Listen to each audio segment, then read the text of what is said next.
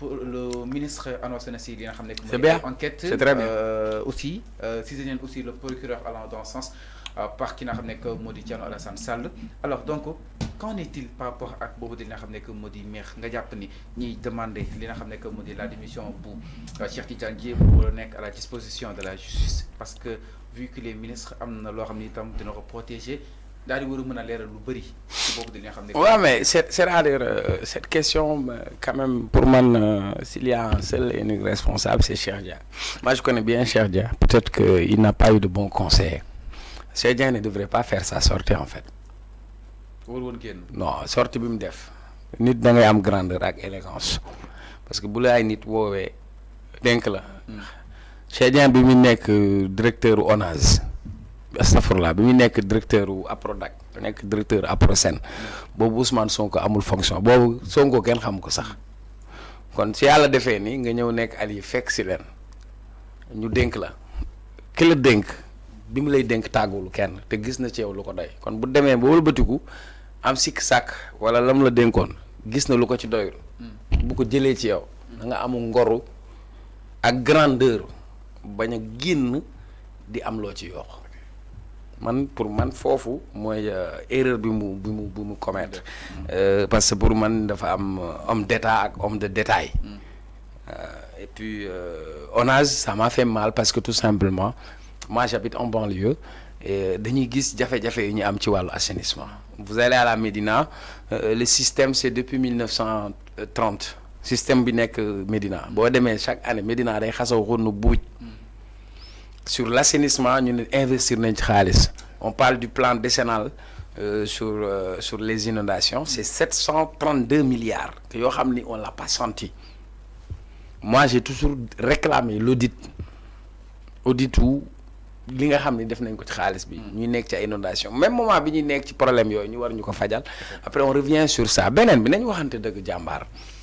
man awma ci problème mais quand on me dit que nit ki dañ ko jox oto wu 80 millions d'abord waxuma ci joxin bi mais oto 80 millions il faut que ñu comprendre que 80 millions pour une voiture 80 millions ñaata moto pompe nga ci mën a jël. dina ko ne auto service la exactement. non mais attends grand dafa ndànk dafa am oto xoola sëñ bi ma ne moom nan la def ba ñu bind oto bi ci turam dañ koo tafu carte d'identité ay pièces am dañ koo tafu pour immatriculer oto bi ci turam ci carte d'identité nan lañ def ba carte d'identité am egg si foofu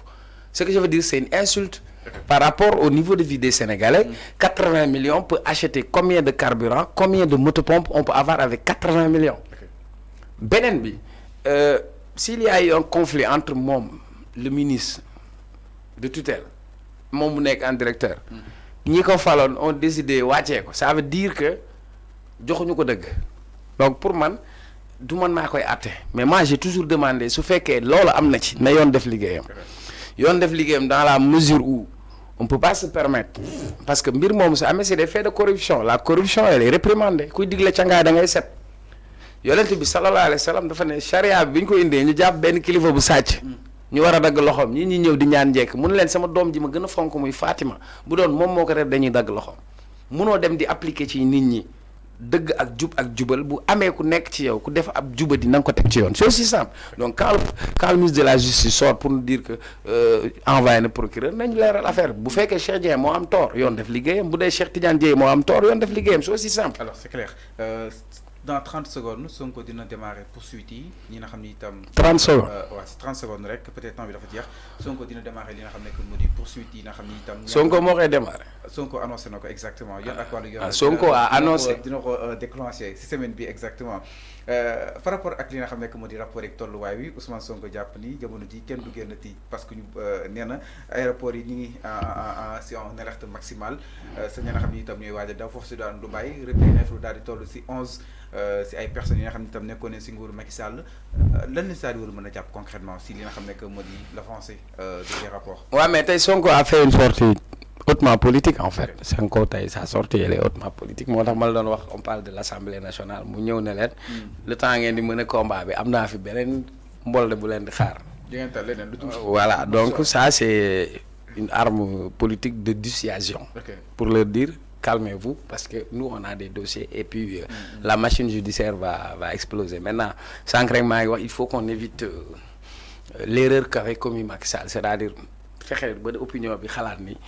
on va mettre en place une justice des vainqueurs ou une chasse aux sorcières, mais montrer à l'opinion que véritablement il y a eu un carnage financier et des crimes économiques. Parce que moi je considère yenn yëf dëmm la quoi, crime économique weesuwul ay milliards ngeen nguufaan ko toog ci. Crime économique weesuwul sur la Covid, restez chez vous mais on vous vole. Ou un ministre envoie son chauffeur pour prendre 100 millions par jour pendant 24 jours. Ou on a un déficit de lits d'hôpitaux, de prise en charge médicale. Des gens se sont enrichis comme ça. Jaaykatu kebab ñu jox ko marché ceeb. Comprenez? Sénégalais toog leen seen kër ñu dajale ci moment boo xam ne ay bakkan ñu ngi rot. Des centaines de morts. Des gens, ils n'ont pas la conscience que xaalis bi war a dem ci wérgu yaramu sénégalais. Kon man pour man ñooñu amul baal. Amul baalaate. Donc loolu laa jàpp. Pour man loolu c'est une évidence beneen bi mooy ci wàllu rapport yi nga xam ne am na il faudra que ñu def seen liggéey véritablement ñu wan opinion sénégalaise que voilà la gestion sur tel dossier lii la ñu wax ñu jaarale ko ci yoon képp koo xam ne def na ñu xam ne def na ku deful ñu bañ la topp ci dara man pour man loolu laa gëm beneen bi les gens dañu am liberté de déplacement des personnes et des biens. Munoo tere nit mu déplacé wu te amul benn procédure parce que yoon bu ne daf lay génn loo dafay am fu ñuy jaar. loolu du yoon daal. maanaam non dama ne même bu ñu ko waroon def dafa am fu ñu koy jaar parce que même boo bëggee def dara teg ko ci yoon mooy interdiction de sortie du territoire ñu notifier ko aux concernés s'il y a des gens yoo xamante ne enquêteurs yi ñu ngi leen di woo pour des nécessités dañ lay téye doo fi génn. donc Lat Diop dañ kaa tooñ vu que amul nee na benn. non dama ne non Lat Diop téyewuñ ko pour interdiction de sortie du territoire. Parce que kenn notifié ko interdiction de sortie du territoire bi mu demee dafa yore passeport diplomatique le passeport diplomatique c'est pour la fonction ministérielle. Quand tu n'es plus ministre tu n'as plus droit au passeport diplomatique maintenant dans l'élégance au Sénégal bu njëkk ba dañ doon def ancien ministre ñu bàyyi la ak sa passeport mais tey nit waroo xaar sax ñuy nangu sa passeport diplomatique yëfu gentleman la nekkoon naa ministre am naa passeport diplomatique nekkatoo ba ministre du ma xaar ñu ma koy laaj. joxe ko voilà c'est ça donc pour man ñëpp ñi nga xamante ni ñoom ñoo jël alalu réew mi nañ ko lijjanti man awma ci sax calcul ou demi-mesure mais ci lijjanti boobu comme li ko Sonko wax nañ ko teg ci yoon jarul yàqamti nañ jël temps ba nga xamante ni procédure légale lay doon ba nga xam ne nit ki du am benn lay ne salfaane nañ àqam ak yelleefam voilà. am na solo bu baax a baax Cheikh Matala jaajëfal nañ la bàyyi nga daal di tàggatoo justement ak téléspectateurs yi ça a été un plaisir de le retrouver waat. ah yaa ma frigo woon kay di yaa ma frigo man dama am fulla de boo ma frigo rek man ma toog man dama am fulla de.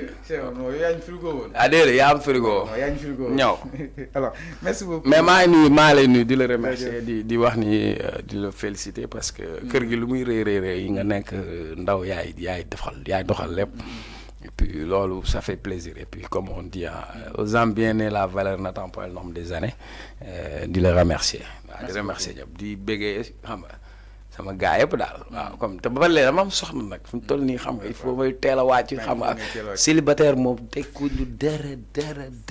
te man xam nga bilan Diomaye fi mu toll nii bu fi yemoon sax neex Diomaye daa falu rek ma qualifié takk soxna waaw. alors félicitations encore merci beaucoup ñu lay félicité bu baax a baax si bu barkeel Cheikh Omar alors moo kii itam noonu leen daal di jaajëfale li ma nekkoon tey seen émission le point de l'actu merci beaucoup de votre fidélité encore une fois de votre constance alors wéy leen daal di abonné partager li nga xam ne que moo di live yi accompagne li nga xam ne que moo di Sénégal 5 TV pour la qualité justement de nos programmes et ces programmes se poursuivent exactement sur 5 TV Sénégal et toutes nos plateformes digitales di la ñaanal li nga xam ne que moo di plan du jàmm itam di ko daal di sàkku si yéen jaa ngeen jëf. waaw merci mais gars yi maa leen di remercier ñëpp gars yi man xam nga nag jot bi.